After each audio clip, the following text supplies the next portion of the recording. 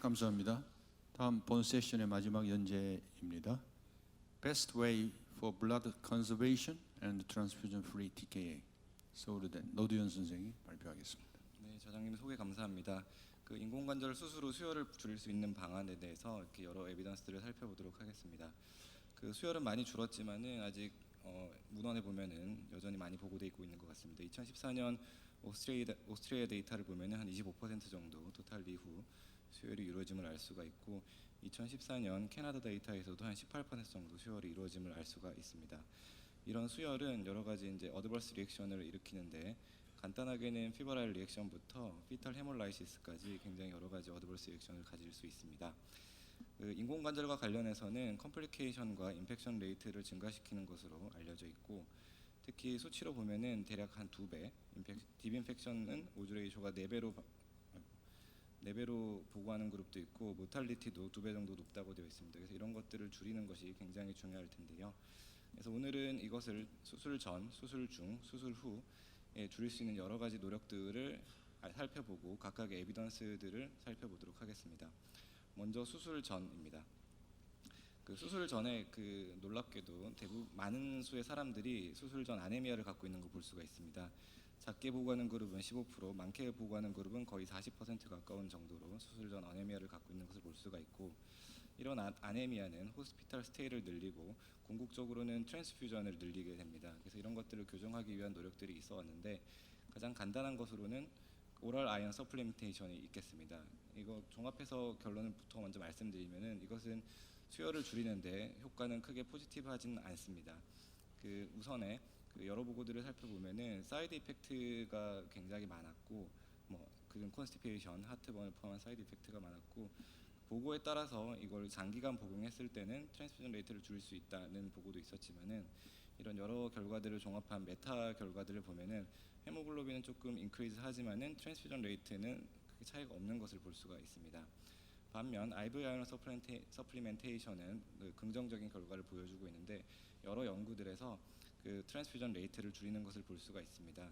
근데 예전 과거에 했던 연구들을 살펴보면은 인펙션 리스크를 증가시킨다는 보고도 있는데, 이것은 철분 제제에 따라서 시럼 프리 아이언이 좀 높은 경우에 거기에 이제 세균 증식 같은 걸 증식시키는 효과가 있어서 그렇게 보고된 바가 있는 것 같고, 최근에는 그런 게 차이 없다는 메타 분석 결과들도 많습니다. 이런 차이는 그 오랄 경구 제제와 그 IV 제제의 이제 아이언 딜리버리 양 차이 때문에 그런데, 그 경구 철분 제제는 하루에 전달할 수 있는 양이 굉장히 적고, 그 IV로 하는 것은 양이 굉장히 많기 때문에 이런 차이가 나는 것 같습니다. 그 다음으로 에리스로포이에틴이 있는데, 이것은 그 환자들 수술 전에 빈혈을 굉장히 교정시키는데 좋은 효과가 있는 것으로 알려져 있고, 트랜스퓨전 레이트도 감소시키는 걸로 되어 있습니다. 그렇지만 우리나라에서는 그 CRF 환자가 아닌 이상 어베일러블하지 않은 단점이 있습니다.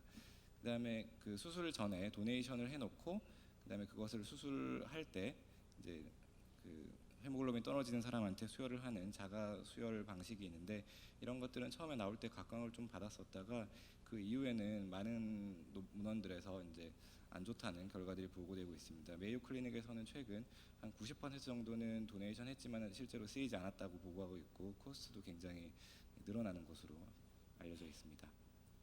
그 다음으로 수술 중에 할 수 있는 방법들입니다.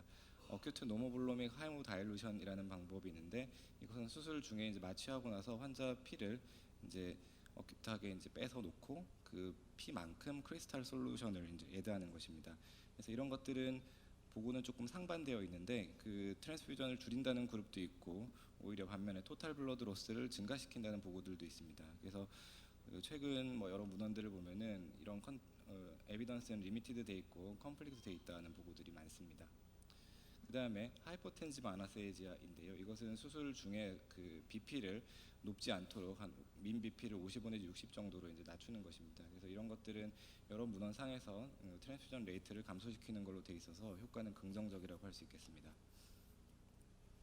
그 다음에 토니켓인데요. 토니켓은 이제 결론부터 말씀드리면 컨트로버셜합니다. 어떤 그룹들은 그 헤모글로빈 로스를 줄이는 데 도움이 되었다고 했었고, 하지만은 트랜스퓨전 레이트는 차이가 없다고 보고하는 그룹들이 많고, 메타 분석 결과를 봐도 그 인트라오피 블러드 로스는 감소시키지만은 토탈 블러드 로스나 레이트 오브 트랜스퓨전에는 차이가 없다는 보고들이 많아서 토니켓 사용은 그 트랜스퓨전 포스트오피 트랜스퓨전에 대해서는 컨트로버셜하다고 할 수 있겠습니다. 트렌자미게시드는 일관되게 좋은 결과들이 보고되고 있습니다. 3g 정도 사용했을 때 굉장히 트랜스퓨전 줄이는 데 효과적이다. 메타 연구도 굉장히 긍정적이고요. 여러 가지 메타 연구들을 봤을 때 수술 후에 뭐 컴플리케이션이라든지 그런 것을 별로 늘리지 않고 트랜스퓨전을 줄일 수 있는데 굉장히 많은 도움이 된다고 알려져 있습니다. 그 다음에 토피컬 헤모스태틱 에이전트가 있는데 뭐 PRP라든지 피브린 실런트 같은 것들이 예가 되겠습니다. 이런 것들은 여러 보고들을 보면은 트랜스퓨전을 줄이는데 도움이 안 된다고 되어 있습니다. 그 다음 마지막으로 수술 후에 할 수 있는 조치들입니다. 드레인은 컨트로버셜한데 일단은 그 블리딩은 줄이지만은 트랜스퓨전 레이트는 블리딩을 늘리고 트랜스퓨전 레이트를 증가시킨다 이런 보고들도 있는 반면에 메타 분석 결과를 보면은 큰 차이가 없다는 보고들이 많습니다. 그래서 이런 것들에 대한 대안으로 그 드레인을 한 4시간 내지 6시간 정도 클램핑해서 하는 것이 헤모글로빈 드롭을 줄인다 이런 보고들이 있습니다. 그 다음에 블러드 세이빙 시스템인데요. 이것은 드레인에 나온 그 피를 다시 저장해 놨다가 다시 이제 트랜스퓨전 하는 것인데 처음에 나왔을 때는 조금 줄인다는 보고들도 있었지만은 메타 분석 결과를 보면은 크게 차이가 없다는 보고들이 많습니다. 그 다음에 포스트 오퍼러티브 림 포지셔닝입니다. 수술 후에 우리가 이제 무릎을 쫙 펴놓는 경우도 많은데 수술 후 하루 이틀 정도 그 운동할 때를 제외하고서는 플렉션한 자세를 유지하는 것이 그 수술 후 트랜스퓨전을 줄이는데 도움이 된다는 결과들이 있고 메타 분석 결과를 봐도 블러드 로스를 줄이고 트랜스퓨전을 줄이는데 조금 효과가 있다는 보고들이 많습니다. 그리고 리스트릭티브 트랜스퓨전 스레시홀드입니다. 이것은 우리가 수술 후에 이제 환자분들 헤모글로빈이 떨어질 때 그 수혈을 모두 다 하는 것이 아니고 어떤 AABB 크라이테리아 같은 정확한 기준에 의해서 트랜스퓨전을 하는 것인데요. 리스크가 없는 환자들은 한 7 내지 8 그리고 카디오베스큘라 리스크가 있는 환자들은 8 정도에 맞춰서 하는 것이고 이런 것을 정확하게 맞춰 시행했을 때 트랜스퓨전은 많이 감소시키는 걸로 되어 있고 하지만 주의해야 될 점은 어큐트 코로너리 신드롬 환자들 리스크를 가지고 있는 환자들은 어큐트 코로너리 신드롬이 증가할 수 있기 때문에 이런 환자들은 주의해서 시행해야 되겠습니다. 최근에는 뭐 이런 알고리즘을 활용해서 하는 연구들도 이제 보고가 되고 있고 요약해 보면 다음과 같습니다. 이거 위에 있는 것들은 다 도움이 되는 것이고 밑에 있는 것들은 레코멘드 되지 않거나 컨트로버셜한 것입니다. 그래서 수술을 우리가 수술 전, 수술 중, 수술 후에 여러 가지 노력을 통해서 수혈을 줄일 수 있을 것이라고 생각합니다. 네, 그래서 제 개인적인 의견이지만은 이렇게 수술 전에 트랜스퓨전을 리스크를 어세스하고 환자분이 수술 전에 빈혈이 있으면은 교정을 하고 뭐 어떤 스테이지를 조정한다든지 그런 것들을 하이리스크 그룹에서 할 수 있겠고 수술 중에는 인트라아티큘라로 트렌자미게시드, 하이퍼텐시브 아네세지아, 토니켓 쓰면서 드레인 쓰지 않기 그다음에 트랜스퓨전 스레시홀드를 잘 지키고 림 포지션을 잘 지키는 것들이 트랜스퓨전을 잘 줄일 수 있지 않을까 생각합니다. 네, 감사합니다. 네, 수고하셨습니다. 김명국 교수님 부탁드립니다.